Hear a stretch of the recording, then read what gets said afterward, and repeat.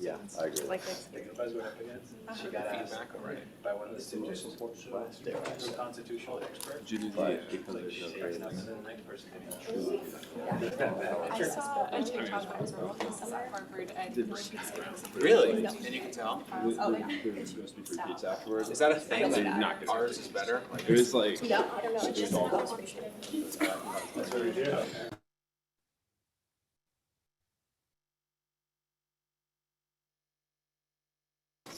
All right, we're about to start. If everyone could take your seats.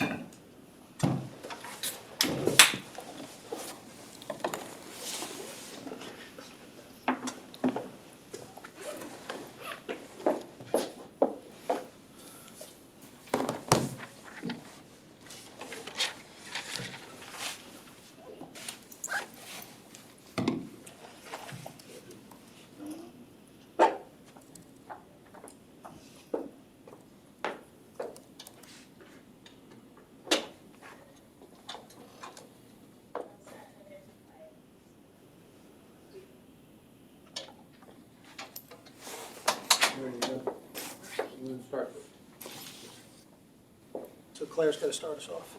Okay.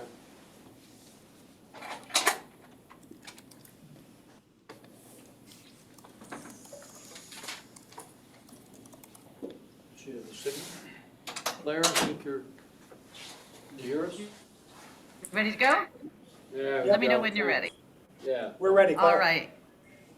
Very good. Well, welcome to the special session of my national security law class. It's a very strange thing for me not to be with you today, and I wish I could be with you in person. I'm speaking to you from Jerusalem, where I have the privilege to be teaching another national security law class, a mini course, this week at the Hebrew University. I'm very excited about this session for a few reasons, but one is I'm very pleased that some of my students here at the Hebrew University are able to connect to hear this program along with my students in the United States. It would be a long-term goal of the exchange program that the Hebrew University and Penn Law have. I hope that not only faculty are able to go back and forth to teach in both places, but that students from both universities interested in national security would have an opportunity eventually to hold classes together. So maybe we'll consider this the first of such a more in-depth collaboration and exchange. I'm also very excited to introduce tonight's panel because I have two of my very close friends and colleagues at Searle to moderate the panel and to engage the discussion. Mark Fallon is the Interim Executive Director of the Center for Ethics and the Rule of Law. He has been serving on the Searle Advisory Panel. Mark was the lead NCIS investigator at Guantánamo when the first detainees started to arrive in 2002. He has become very well known for his writings and his speaking in opposition to the use of torture and a real advocate for humanity in interrogations and a worldwide expert in that subject. My friend and colleague Steve Zanakis is a member of the Searle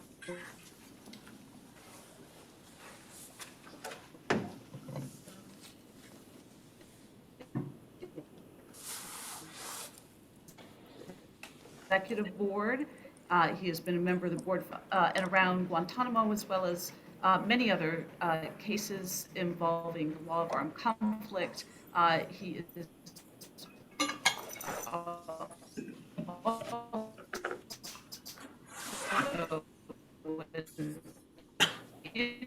internationally renowned expert of brutal methods of interrogation. I'm very thrilled to welcome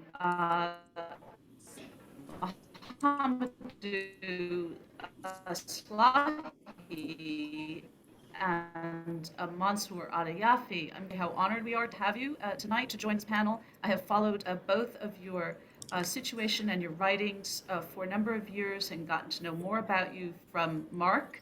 I'm also excited to learn that both of you have that both of your books will be available for sale, I understand it, along with Mark's incredible book called Unjustifiable Means, the inside story of how the CIA, Pentagon, and U.S. government conspired to torture. So without further ado, I will turn it over to Mark and Steve, and thank you so much, everyone, for joining us tonight. Whether it is a little after 9 p.m. for you here in Jerusalem, 3 o'clock in Pennsylvania, or whatever time it is for you in the time zones, Mansoor and Mohamedou, where you are. Thank you so much, everybody, for joining us for this exciting event. Thanks, Claire. It's good to be part of this, and I hope you're having a great trip over there, and you and your family are enjoying yourselves. It's a real pleasure to be here today and to get involved in this program. I want to be able to, hopefully, as we go about this, have you all participate as much as you can. It's a little different than the other programs that have been done, because we're going to hear from people who were detained there. And it's a chance to be able to learn from them and to experience. Okay, great. This world, this digital, electronic, ethereal world is confounding to folks like me, but we're all here evidently in some form or another. Our holograms or real bodies are here. So, but we want to make this as productive as we can, and hopefully as enriching for what you're going to do, what we can talk about today from some great guests, from Mark Fallon, who you'll hear a lot from, and from these detainees who had been in Guantanamo, and I think can tell you not only about their experience, but also the experience afterwards, about their adjustments and what their lives are like. And that's going to be very important in all sorts of ways as you think about perhaps what you go about doing in your lives and careers. So let me introduce them. First is Mansoor Adayfi, who's now in Serbia. He was a former detainee. He was in Guantanamo for about 14 years without charges, and was released to Serbia in 2016. That's an interesting story. Explain to you how those arrangements were made, where he did struggle to make a new life for himself, and particularly a new identity. That is, to have an identity other than being a suspected terrorist. And you can think in your mind what it's like for when a convict gets out and they want to go about and have a normal life. So he's a writer and he's an advocate. He's been published in the New York Times. He's got a column called Modern Love Column, Taking Marriage Class at Guantanamo. That should be funny. And In Our Prison of the Sea. He wrote an introduction to Ode to the Sea, Art from Guantanamo Bay. There was an art exhibit from 2017 to 18 of the prisoner's artwork at the John Jay College, and he's contributed to scholarly volume Witnessing Torture, published by Palgrave. In 2018, he participated in an award-winning radio documentary, The Art of Now, for BBC Radio, and a CBC podcast, Love Me, which aired on NPR's Snap Judgment. He's been regularly interviewed by international news about his experiences, and he's been featured in Out of Gitmo, a mini documentary, part of the PBS series, Frontline series. Work from his memoir was recently featured at a public reading at the Edinburgh Book Festival, along with the work by Guantanamo Diary author Muhammadu Slahi, who you hear from. Mr. Adayfi has a graphic narrative, Caged Lives, by the Nib, and has been included in an anthology of Guantanamo Voices. Secondly, I have a chance to hear from Moazzam Begg, a British-born Muslim. Moazzam is a former Guantanamo Bay prisoner and outreach director for CAGE. And after his release, he became one of the prominent public speakers and advocates for justice and dialogue. He's the author and bestseller Enemy Combatant, which he recounts in his experience as an innocent man detained and tortured at Guantanamo, Bagram, and Kandahar. The Muslim 500 listed him as one of the 500 most influential Muslims in the world. The New Statesman listed him as a top 550 heroes of our time. He has traveled extensively to investigate state abuses and Western complicity in torture, including Egypt, Tunisia, Libya, and Syria. A direct eyewitness to the conflicts in Bosnia, Afghanistan, and Syria, his life has been recorded by the Columbia University Oral History Project and the BBC Storyville documentary, The Confession. And our last guest is Muhammadu Slahi, born in a small town in Mauritania. In 1970, won a scholarship to attend college in Germany and worked there for several years as an engineer. He returned to Mauritania in 2000. The following year, at the behest of the U.S. government, he was detained by Mauritanian authorities and rendered to a prison in Jordan. Later, he was rendered again, first to Bagram Air Force Base in Afghanistan, and finally, on August 5, 2002, to the U.S. prison in Guantánamo Bay, where he was subjected to severe torture. He was cleared and released on October 16, 2016, and repatriated to his native country of Mauritania. No charges were ever filed against him. So that's a very interesting group here. I think it's important to hear from them. We'll start off, though, with you, Mark, and your story, how you got to Guantanamo, and what you saw and what you did. Thanks, Steve. And thank you, Claire, for the introduction, and thank you for my brothers and dear friends for joining us today. I want to make this interactive. This is a class, and we're for you. And so at some point, we're going to turn it over to you. First, I want to talk a little about what brought us all here. But I also need to give a shout out because there are 2 other classes that are joining us virtually. Last we checked, we had about 130 people signed up for the seminar here today. And a shout out to Chris Kelly's class at St. Joseph's University, who my book is part of their curriculum, and I'll be guest lecturing there next week. And Jenna Altamonte's class at Mississippi State University has 30 students joining us virtually for the discussions here. What I really want to talk about, this week, the 21st, is the 20-year anniversary of Donald Rumsfeld's Military Commission Order No. 1, establishing military commissions. And the significance of that, kind of at the time, I thought the media missed it. It was shocking to me to see what happened after September 11th, and that's kind of what brought us together.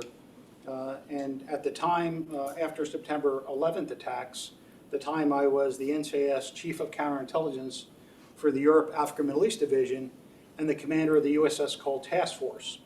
So I was already investigating the al-Qaeda terrorist network for killing 17 sailors in October 2000 when the September 11th attacks occurred.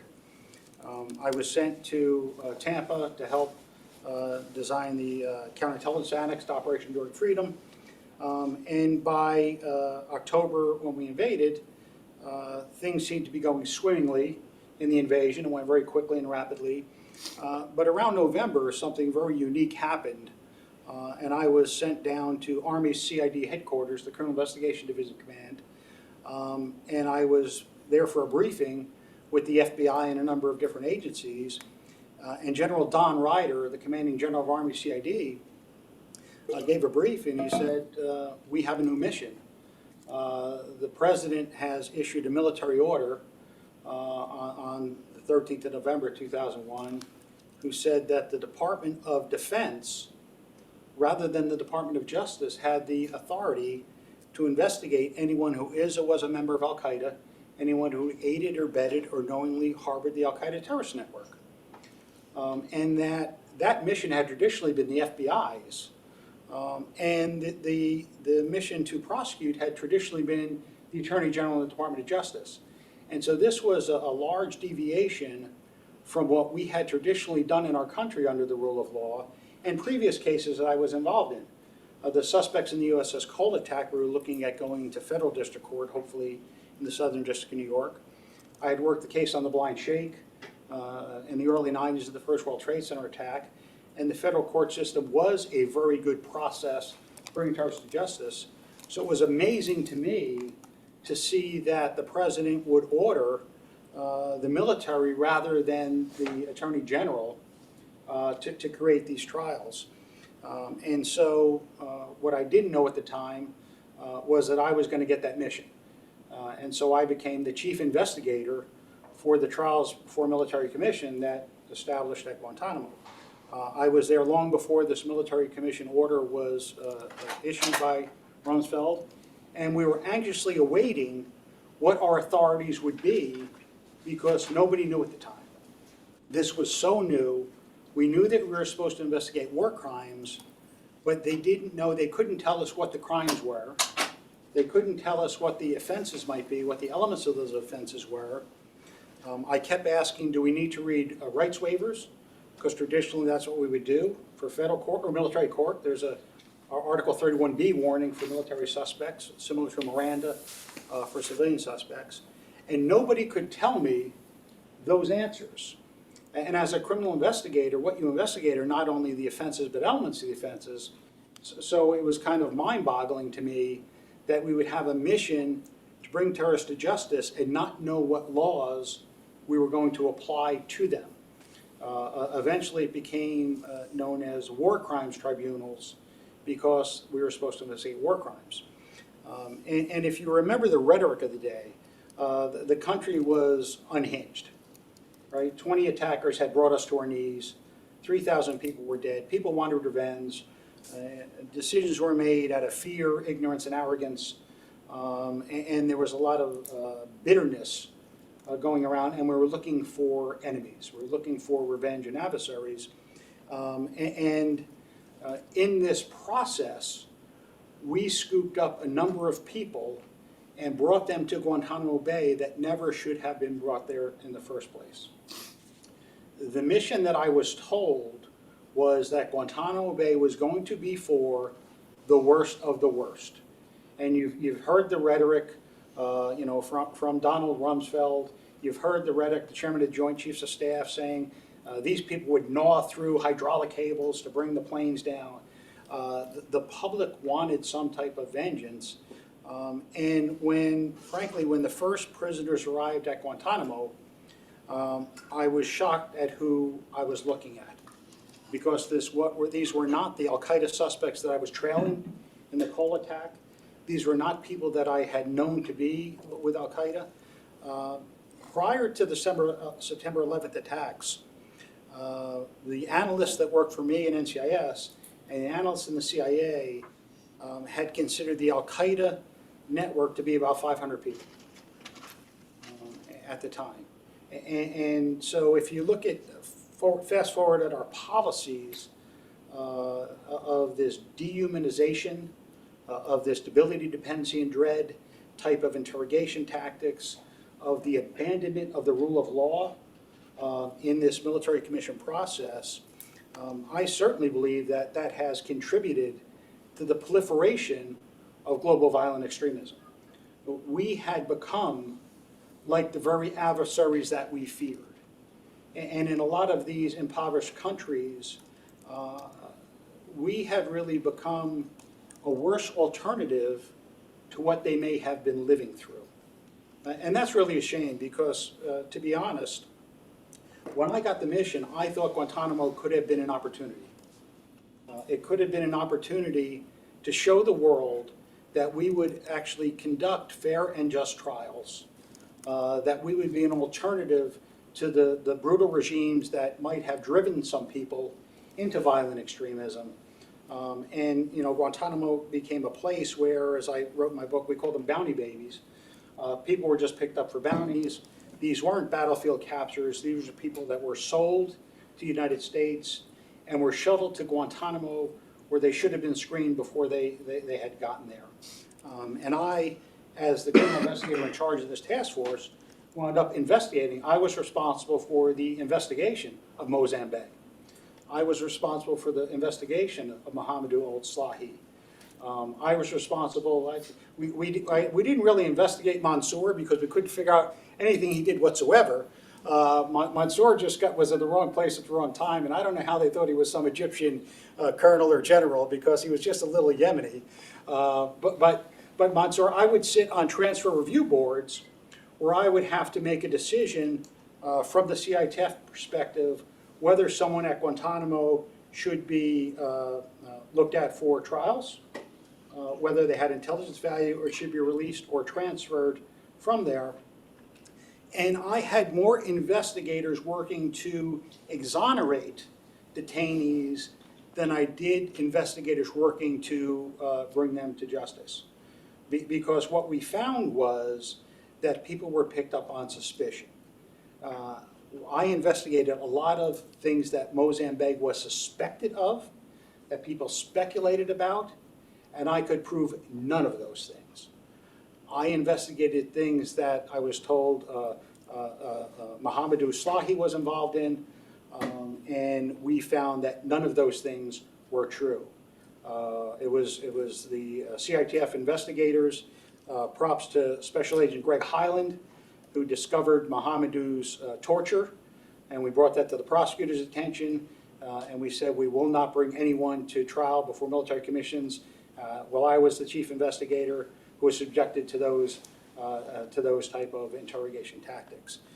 And so that's kind of brought me here today and brought me here with my brothers and friends who are with you today, who are going to talk about, and they're going to open themselves up to questions from you. So let me turn it over to them to talk a little bit about their experiences, and you can judge for yourselves about the content of their character, because I think these are three very special people that you should hear from. So Mansoor, why don't we start with you? Yeah, definitely.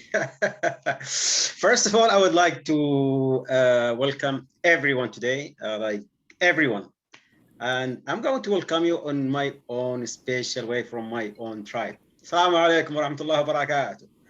يا هلا ومرحبا حياكم الله حياكم الله ارحبوا يا هلا ومرحبا يا هلا ومرحبا حياكم الله.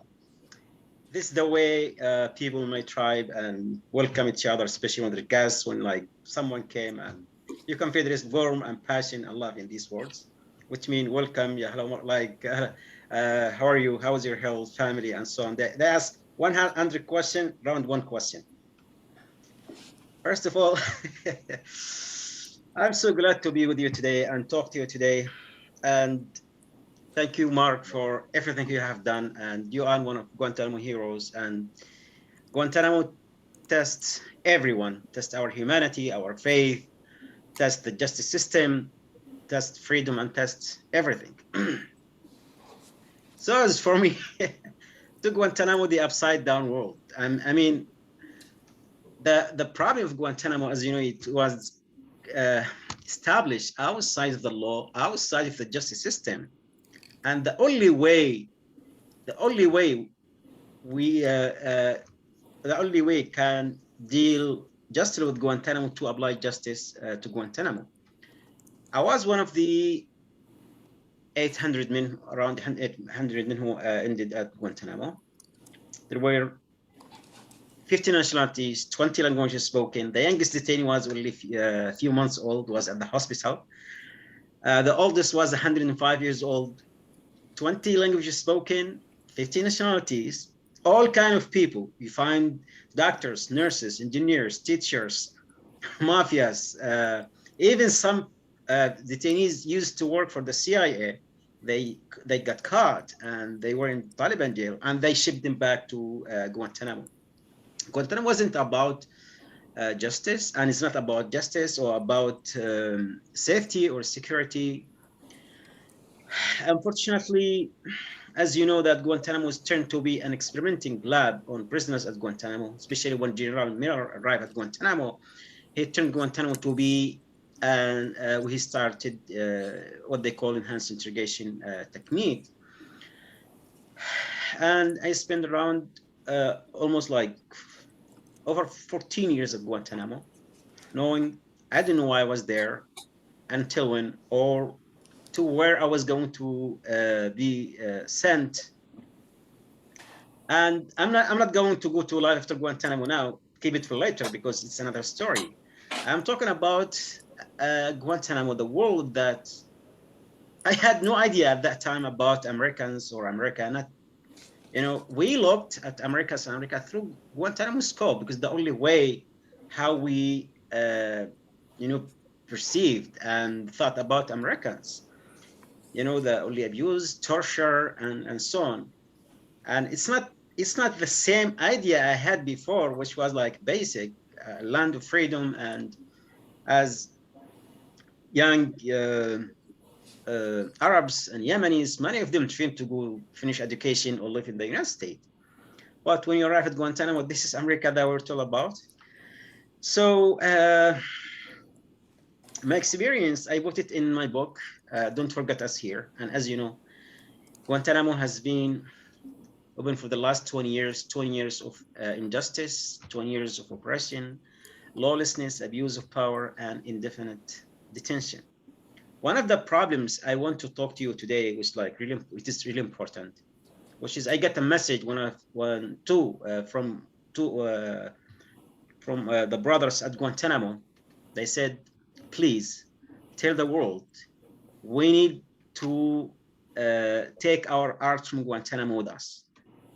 Khalid and Muad said, if they give us choice either to leave or let our art leave, we would choose our art from Guantanamo. See, this is the latest case we are dealing with. The government refuses to let the prisoners at Guantanamo to take their art work with them. I mean, if this message I'm conveying to you, we're going to try to publish some kind of article about it and try to bring the media attention to it.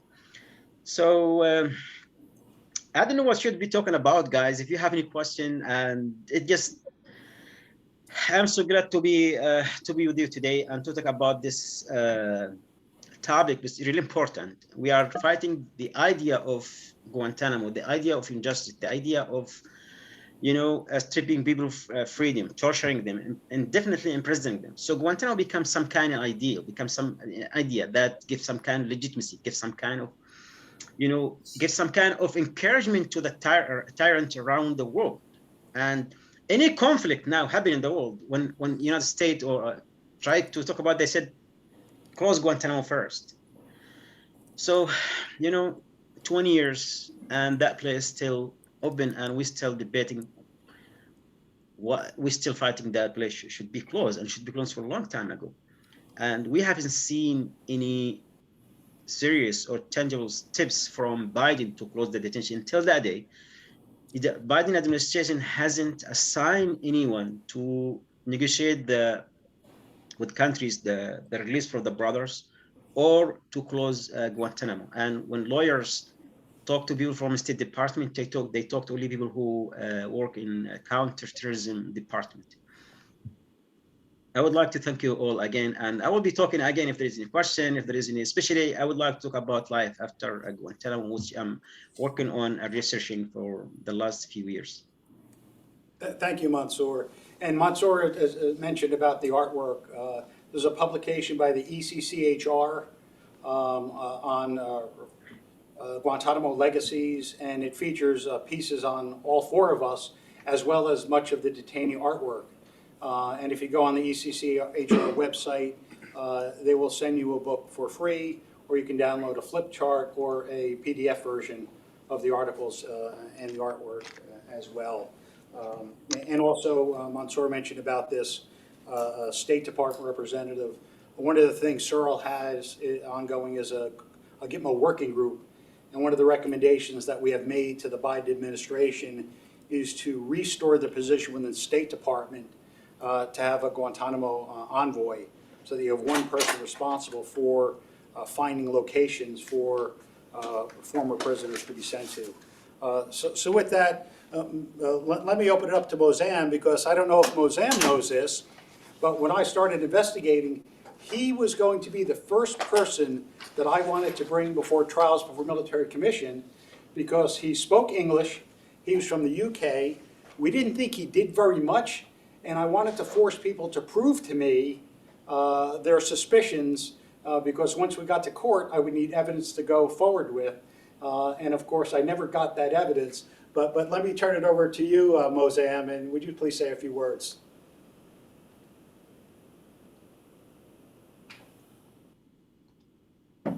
in the name of Allah, most compassionate, most merciful, good evening, and thank you very much for having me. I want to first begin with something, and this is a verse from the Quran which really demonstrates how some of us see some of you. And that is, O you who believe, stand up as just witnesses for God, and do not allow your animosity or hatred of a people to cause you to do them an injustice. Be just, that is closer to God consciousness. And when I think of this verse, I think of people like you, Mark. I think of some of the soldiers, some of the interrogators that I met, who I would have thought that because of the way this machinery that was treating us and abusing us and so forth, I would have left Guantanamo hating them. In fact, it's because of people like that that I don't hate America today, that I don't hate Americans today. And when I see somebody like you, Mark, in particular, and the work that you've been doing, it's that kind of lifeline of there's still good in America. And that's what I see of people like you, particularly, especially because of the relationship that you've had with the process and how you were, where you're coming from. You're not just an ordinary person. You were deeply involved with the process, and yet you saw through not only the injustice, but you continued to speak out against it and work against it. And that is deeply commendable, especially at a time when it wasn't so popular to do so. Steve also, to have Steve Zanakis here, we don't know one another personally, but I've seen you in Taxi to the Dark Side. I've seen you in Eminent Monsters, and I know that you as a former senior soldier, from an early point, from an early time, to speak out against the abuses, not just in Guantanamo, but in the War on Terror again, is an evidence of that verse that I just quoted. So it is a pleasure and an honor for me to be speaking alongside with and being given the opportunity to speak to people who had, at least in your case, Mark, had a connection to my life that I could not see. Again, I don't want to dwell upon all of my story. In the end, my two brothers here, I spent 3 years in Guantanamo and Bagram. They spent 14 years. I feel almost unqualified to speak about anything to do with Guantanamo compared to these guys. But what I will say is that since my return from Guantanamo, I've been campaigning against it and the Guantanamoization and the war on terrorism. I was brought up here in the UK. I was a law student. I studied habeas corpus.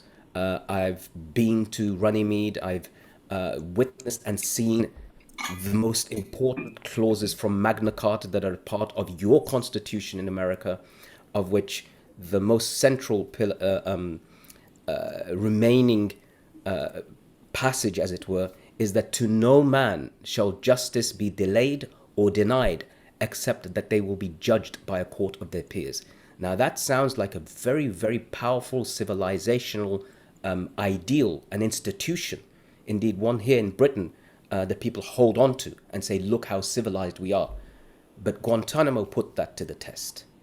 It really put that notion of to no man shall justice be delayed or denied by the court of their peers, because that never happened. And the irony, the greatest irony of Guantanamo is this, that 9/11 was terrible, there's no doubt. There's no doubt about that. But it doesn't even compare to World War II. Millions, tens of millions of people were killed by the Nazis. And yet, despite being subjected to, and you've alluded to this, Mark, very clearly, interrogations, hundreds of interrogations by the most powerful and able law enforcement and intelligence agencies in the world, not a single person after 20 years has been convicted for the reason why Guantanamo was set up. And if you compare that to the Nuremberg War Crimes Tribunals that happened within a year or two of World War II and the convictions against the Nazi leadership, it tells you everything we need to know about where we are in the world today. Just a little bit about myself, I'll say this, that why did I come on the radars of the intelligence services? I was on the radars of the intelligence services in the UK, but much of that was to do with two things. One was, as we're seeing now in Ukraine, that when you present something in a particular way and people feel deeply connected to atrocities, indeed what was happening in Bosnia at the time in the 90s was the biggest genocide in Europe after the Holocaust, which was against the indigenous population of the Muslims of Europe. I was one of the people who volunteered to go, first to do aid and then help to fight in whatever little way I could. And many people did.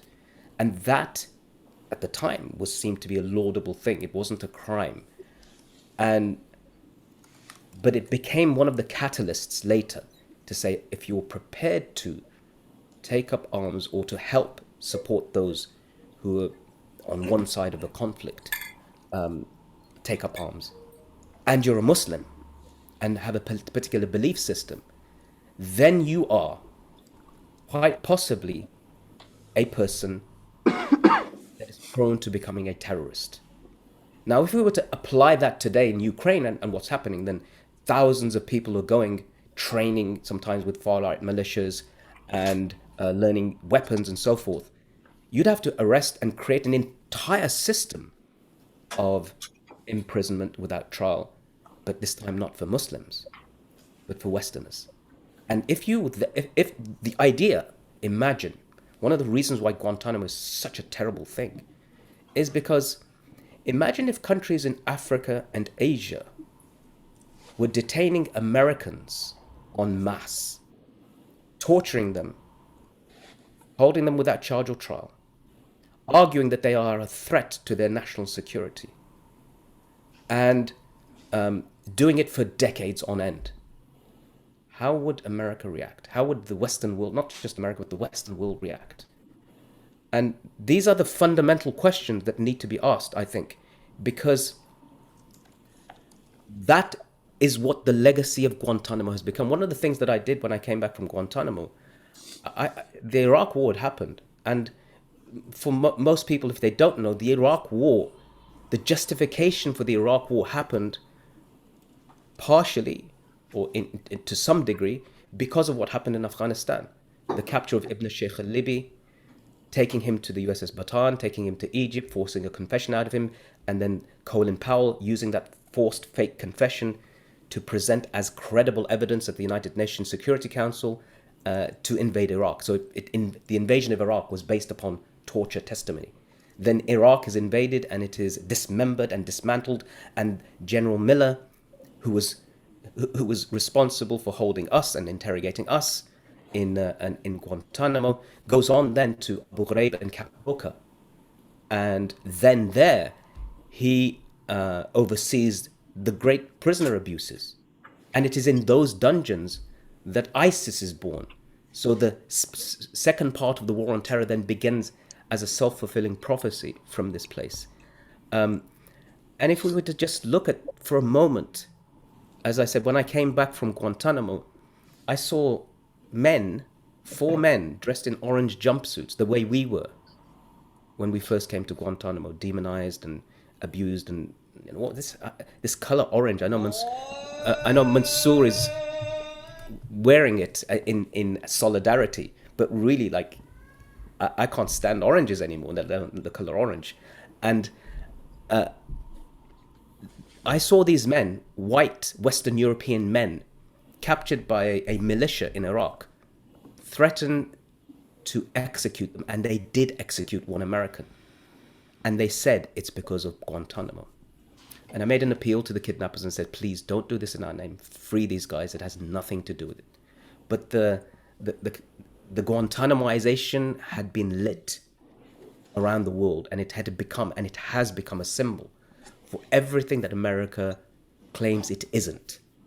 And that's the predicament for all of us. I mean, I have never been to America, even as a Briton. Mansoor has never been to America. I don't know, Mohamedou, if you've been to America or not, but we can all say then, we've never been to America, but America has been to us. And it has shown us a face that most Americans don't know. Most Americans don't know that face of itself. And we are the witnesses to it. And had we remained silent, had I remained silent, had Mohamedou remained silent, had Mansoor remained silent, the naysayers would have turned around and said, it's okay, Guantanamo is fine, it's good, people eat. They are warm, as Donald Rumsfeld said, which was a really strange thing to say in one of the hottest countries in the world. They are safe, they're being fed, it's all good. So we were forced to break out of our comfort zones, forced to come out and plate ourselves, our heads above the parapet, and get shot down by media and people who say that there's no smoke without fire and that you deserved it and you're lucky that you were held by the Americans and not by another place. And so even as victims and survivors, we were told for 20 years that Guantanamo wasn't a bad thing for you. And it takes a massive toll on you personally to continue this campaign.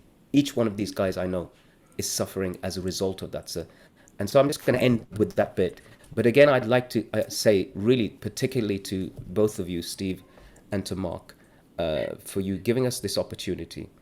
It is crucial that if we want to present ourselves, we're in a world where former prisoners, terrorist suspects, in fact, terrorist convicts, like Nelson Mandela was a convicted terrorist, one day became the world's most powerful statesman.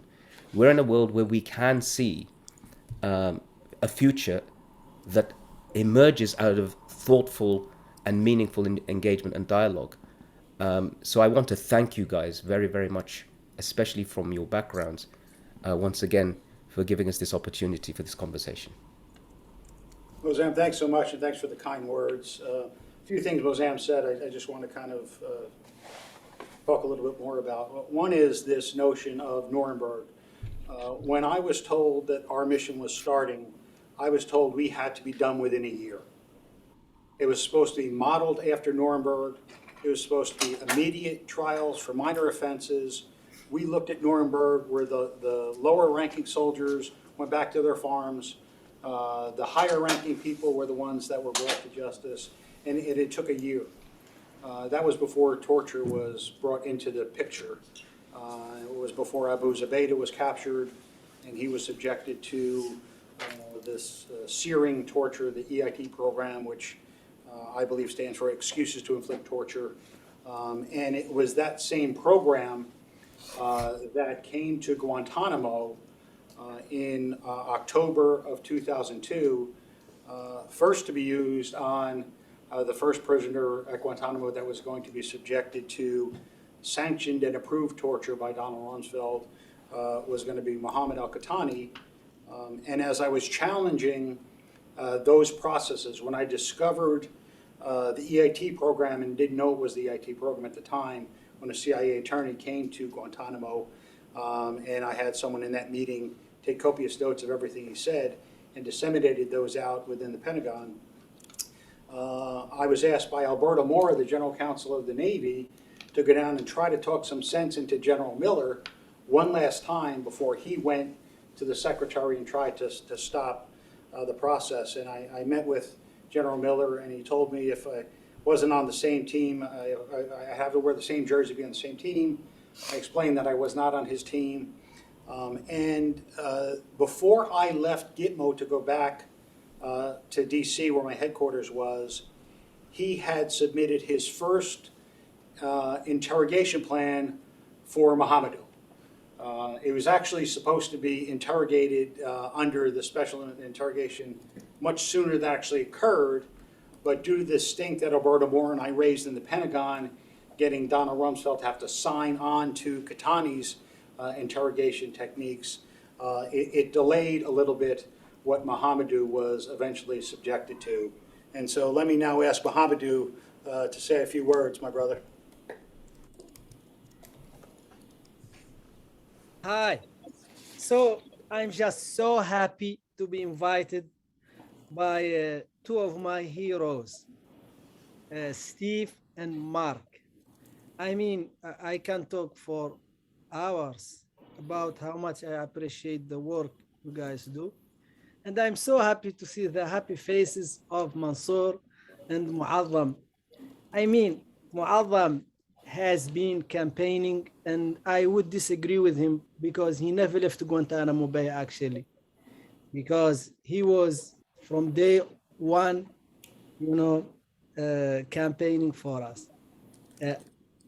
I want to share with you a story because people tend to remember stories rather than remember what I would call sermons. It was end of 2004, and I was just like being like weaned off of the thick of the torture program. And I was very reclusive, very scared, very defeated, and very disorientated. I kept to myself. I did not want to talk to God. And I'm very talkative. I love to talk to anyone, And I just kept to myself, and I just took my food from the bean hole. The bean hole, for those who don't know it, is, I think, prison talk for a very little hole that they give you food through. And they take away from the when you're done. And among other things. And and this guy, very tall guy, blonde, white, came to my cell. I was lying in bed, and he stood over me and said, "Hey, what's up? What's up, man?" And this was Steve Wood, who is now following, this session, among other friends of mine, whom I really, really love so much. And I give a shout out to everyone of those participants who are following us online. Thank you so much, and I love you so much. And so I said, "Hey, what's up?" And then he said, "Do you drink coffee?" And Americans tend to be, I just want to second what Moazzam said, and Mansoor also alluded to it. You cannot hate American if you know them. And if you don't know American, your judgment is just stupid. And they're very short and direct to the point, especially the guard. He said, "Do you want coffee?" And to be honest, I'm not a very big coffee drinker. I am more of a tea drinker. But I didn't want to antagonize a guard. I'm not only a guard, a sergeant of the guard. And I said, "Yeah, yes." He said, "Get up." And then I got up, I came out, we sat, he gave me a coffee that tastes like shit.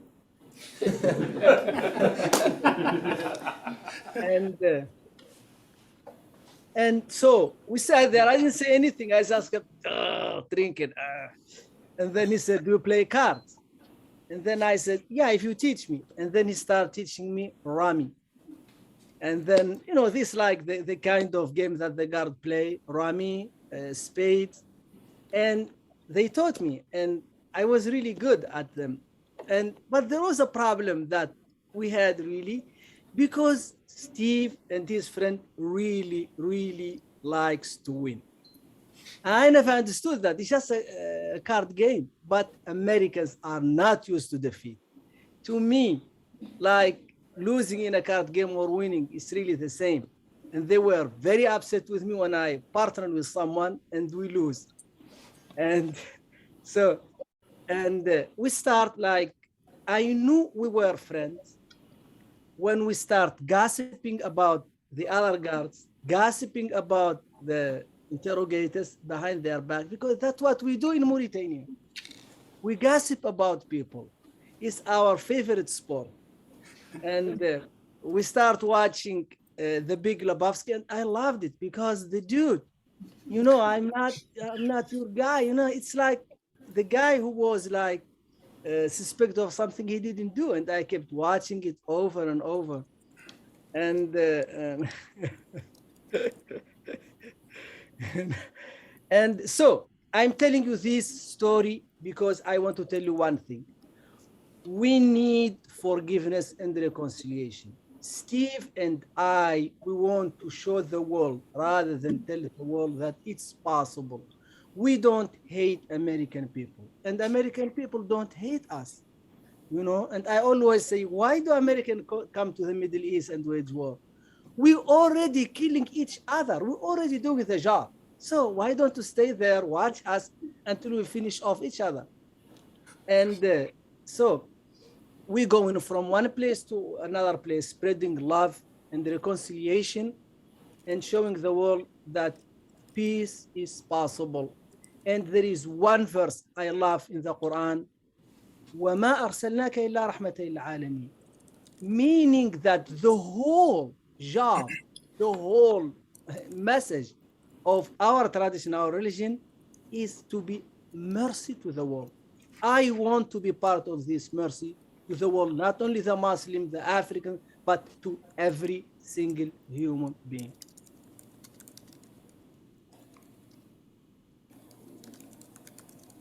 Thank you, Mohamedou. And one thing Mohamedou mentioned was Steve Wood.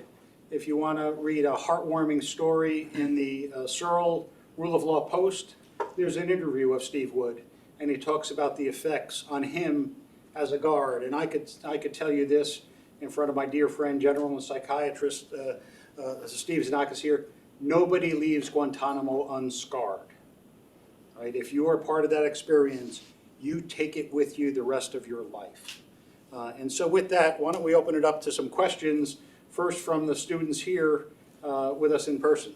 Sure, I think it'd be great to hear from you all what you're taking away. I mean, I will sort of, just to set a little bit of the stage here, I look out and I realize, I wonder where you all were 20 years ago. For us, it was just yesterday.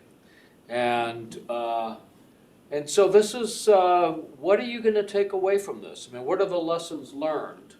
Which I think is very important as you hear from Mark, as you hear from our guests, and as you think about what you are otherwise being taught and instructed. I will tell you one of the things, and the reason I really asked that is I got into this in 2005 after the news broke about Abu Ghraib. And I'm a psychiatrist and I'm a retired Army general. I was in the Army. I came in 1970. 1972, the My Lai massacre was finally exposed. And it was clearly imprinted on us as medics. I finally went to med school and graduated, that we were never going to be a part of anything like that that violated the Geneva Conventions. Somehow that got lost. And I was surprised that those lessons got lost. And now as I think back on it and look at where people were, who was around in 1970 and 72 when all this broke out, where were they in 2002? Was it really a surprise then? Were lessons not learned? What were the takeaways? And what do we do with those? I feel even more committed to making sure that we don't lose those lessons. So I'm interested in what your questions are and how you think about this, because I think this is, for many of you, history. And maybe it's something that you think you'll never see before. Yes, ma'am. Well, first of all, thank you to the panelists for being here. Obviously, like, recounting your memories at Guantanamo Bay is not easy because that lives with you forever, and obviously has impacted you in really grave ways. And something that I'm wondering is, you know, we've seen President Obama promise to close down Guantanamo Bay. We've seen Biden talk about it as well, and yet we see Guantanamo Bay persist. And how do we understand why something that is so clearly wrong and abhorrent and has so many people up in arms against it is still, it still exists and it still continues to harm people? And completely unrelated, but to speak to your question about how we see this, you know, it did happen 20 years ago. A lot of us were pretty young at that time, but I can say that, like, as a Muslim woman, you see that those effects still persist today, right? It persists to people in my communities who wear a hijab and who are targeted because they're visibly Muslim. You see it targeted towards increased surveillance in mosques, and harmful effects upon Muslim men. And so I think that like it's not history to a lot of us. It's just like a continued cycle of oppression. And so that's completely unrelated, but my question really surrounds why any of you think we can't seem to get away from what is such a terrible institution. Well, let me play psychiatrist here. I'll let Mark speak, but let me first play psychiatrist and get you all engaged in this. You're law students. How many of you have been following the hearings for Ketanji Brown? Of course. What's she being challenged about? About her race, obviously. And what else? Guantanamo. The defense, the habeas cases of some of the Guantanamo detainees. You've listened to the senators, right? Very bright, capable men. Some of them lawyers here. How do you make sense of how the politics is playing out in that committee as her hearings, particularly around her defense? She was a federal public defender. How do you make sense of the politics and how it's played out and what the legacy is over the past 20 years? For you and for others who feel that they've been targeted. How is that? You're asking me to respond? I'm really asking the question because we've had our experience and we've watched the politics play. So let me just start it off. I know Jeff Miller. He was my neighbor at Fort Campbell, Kentucky. I had many conversations with him. He, by the way, had no experience in law enforcement, none at all. He was an artillery commander. He had, when you become a general, it's like you get assignments like a second lieutenant again, and they kind of rotate you around. He had a 1-year tour at Fort Leavenworth as the commander. That was his experience to law enforcement. He then gets put in charge of this. What it looked like to me, as a retired general and senior officer, that this was extremely sloppy, unplanned, and people did not went to what we knew and to the professionals like Mark to figure out what was the best way to get intelligence from these people that we had detained. Now, part of that, there was a reason, is when you went to where we trained our people at Fort Huachuca, we had not, in 2007, I visited there on a special project assigned by the Chief of Staff of the Army. I realized they were training military intelligence people on old tactics that had been used in the Cold War against the Soviets. So we were completely taken by surprise, and we reacted. And you get what's happened here.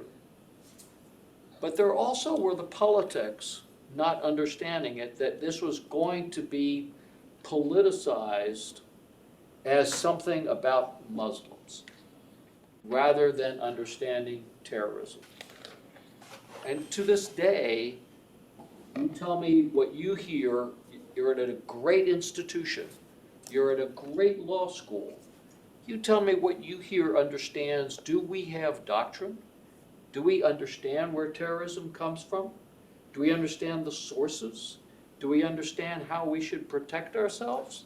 Do we understand where the danger is? Do we have anything that explains it?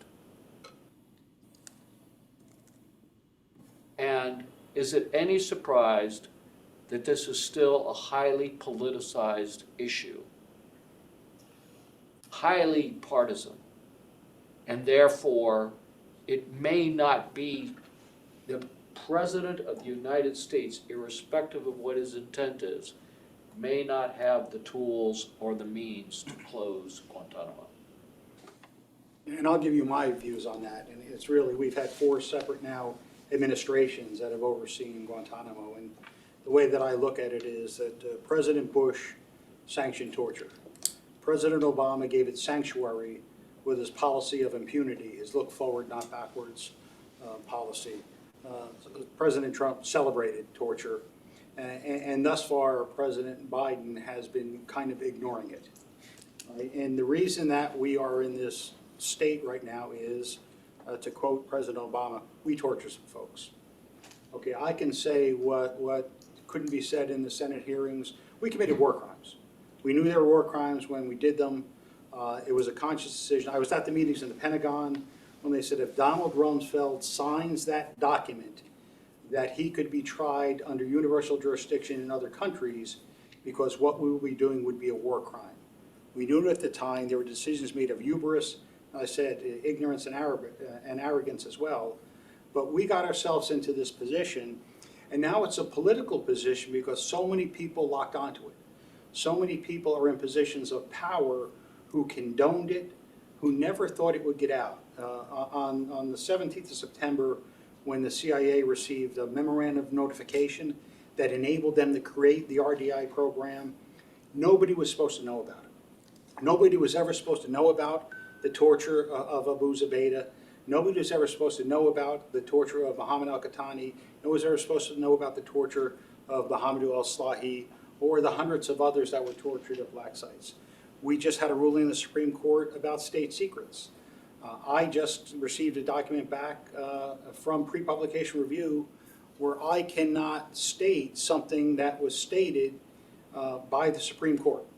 It was redacted from a document that I'm looking to publish because we are still trying to protect this state secret that everyone is aware of.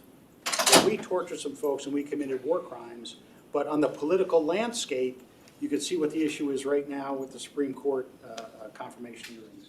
So until we come to grips with that fact, until there's some type of reconciliation, when President Obama said that we're going to look forward, not backwards, Senator Leahy said, then we need some type of truth reconciliation commission.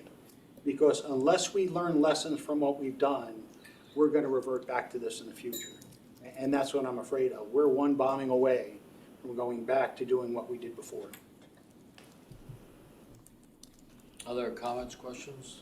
Yes, sir.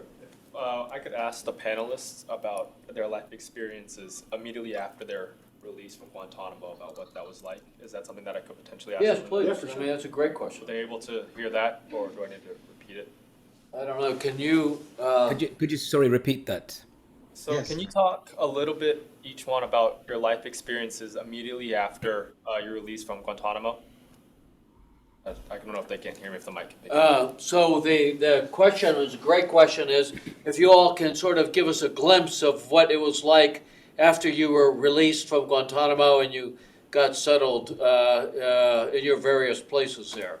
So I know you've got long stories, but we want to get the synopsis here. Okay, I'm gonna take this because I was the first one to be released. So you guys, All the right. others, you waited 14 years to be released. You might as well wait a few more minutes. You're a torturer, Moazzam.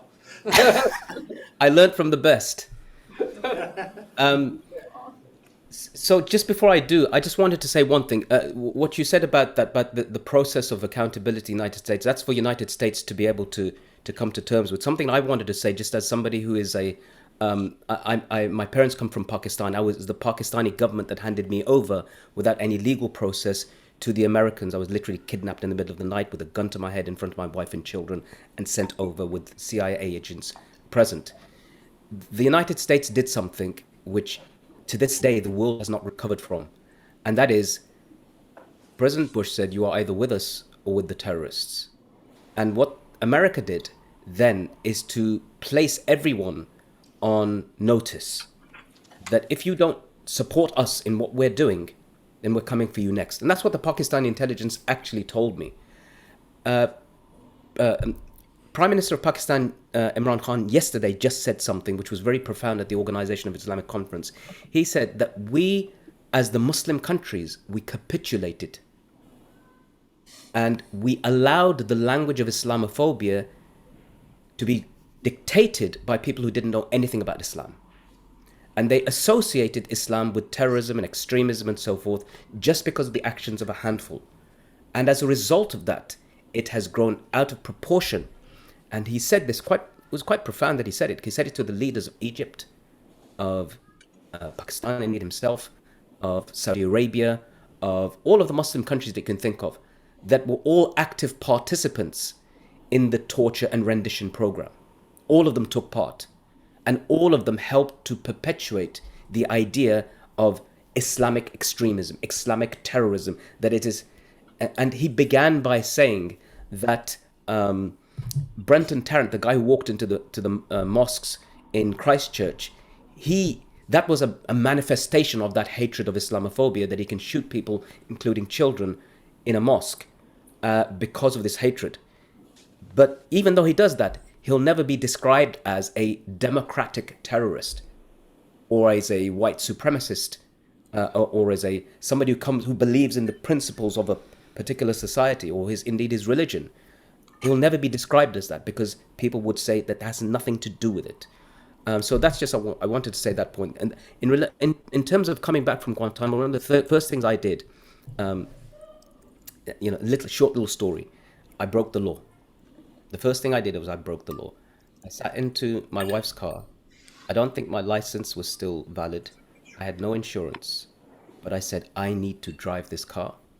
I wound down the windows and I went down what you would call the freeway and felt that wind in my hair and face, and that was the first sense of freedom. And so feeling that, I wanted to be able to say that, Moazzam, you cannot just sit down here and feel this for yourself. You've got to open a door for the others. You've got to fight for the others. You have a voice here. You're from Britain. They tried to prosecute you, as Mark said, because you spoke English, as if that's a crime. So for this crime that you have been gifted with, you need to use your voice. And since that time till now, I've had the honor and pleasure of traveling around the world, meeting with Guantanamo prisoners from Sudan to Egypt to the Uyghurs, who were originally from China, the Uyghurs. And here's something that is the context of Islamophobia. The Uyghurs are in mass concentration camps in China. They make Guantanamo seem like a holiday camp. And what China has done there is to make a Guantanamo in a way that China does everything else on an industrial scale.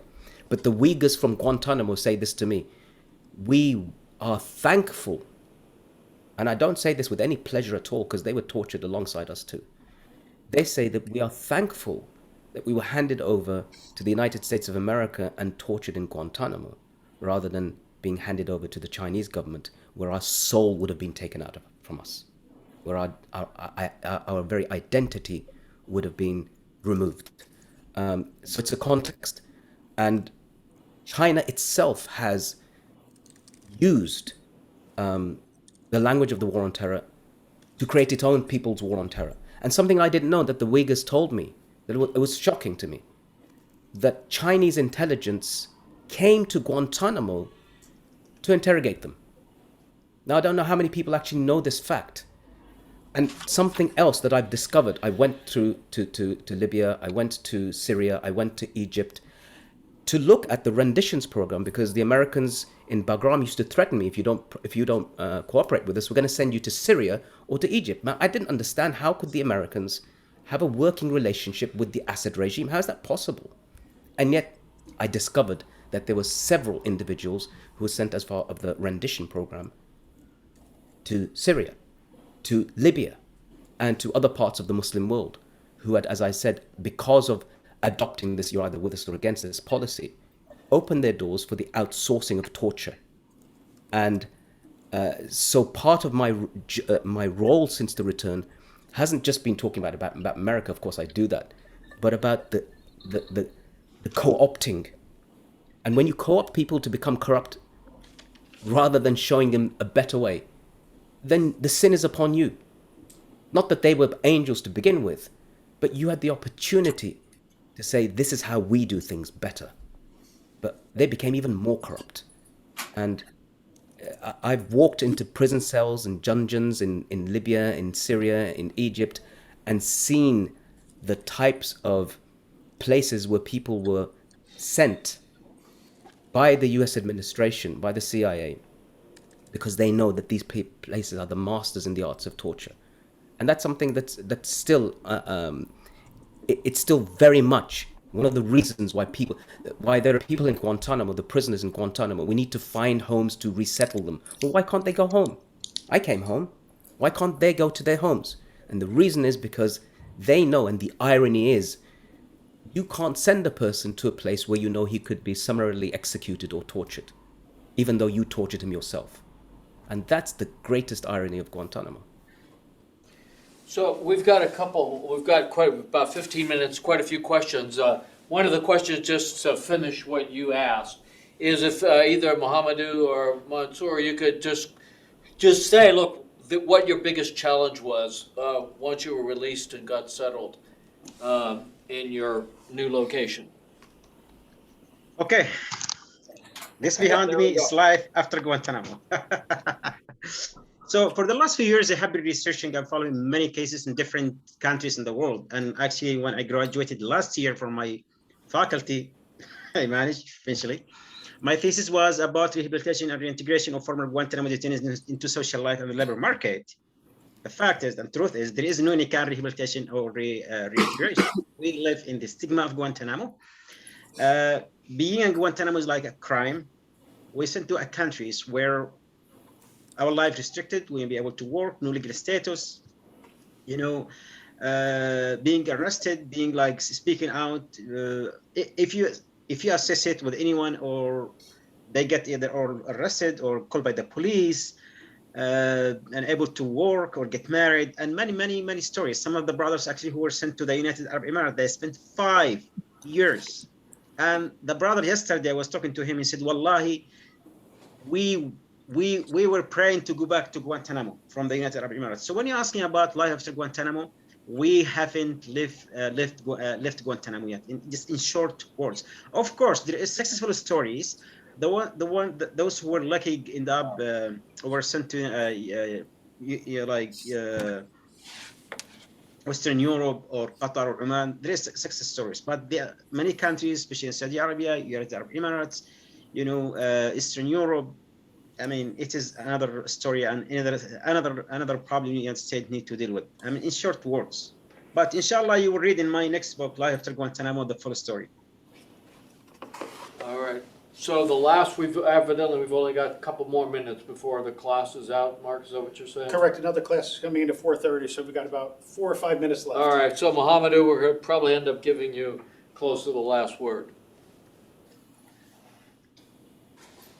Are you still there? Yes, I'm here. All right. No, I'm just enjoying listening.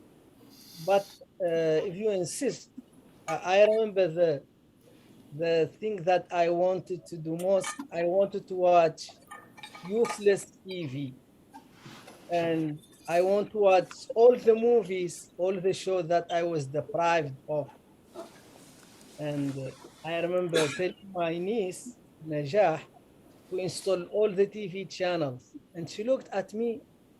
She said she never touched a TV remote control in her life.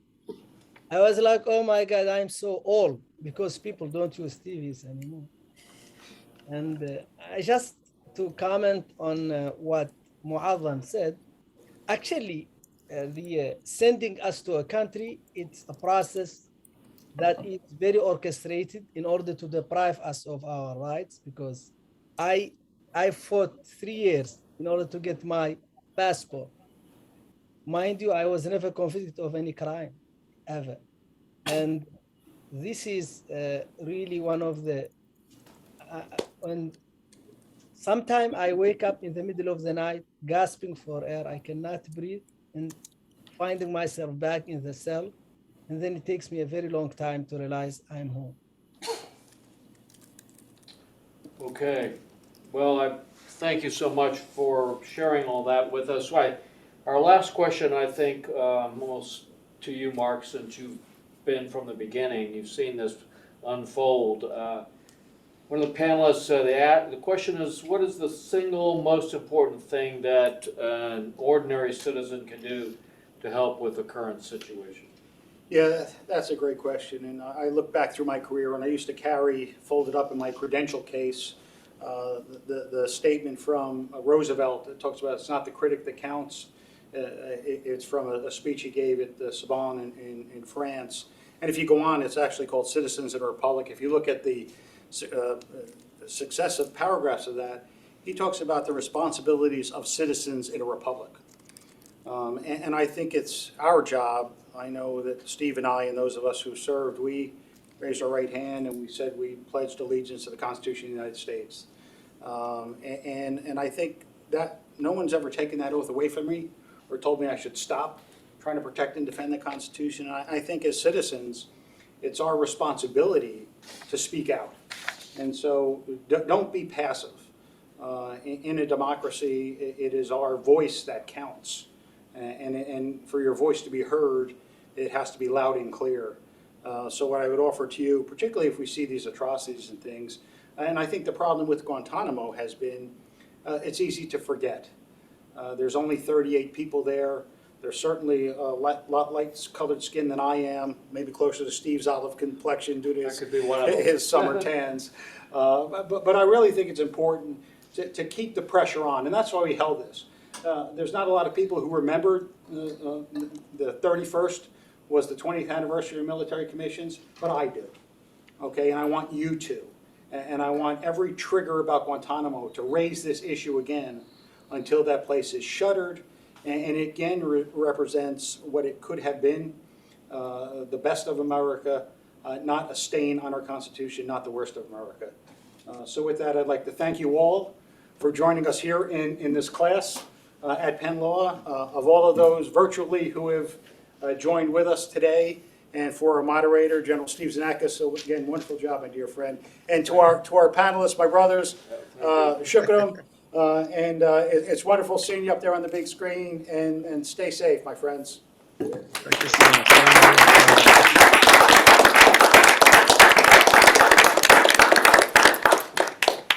Thanks, everybody, for coming. I really appreciate it, and I really appreciate your interest. And we pass the torch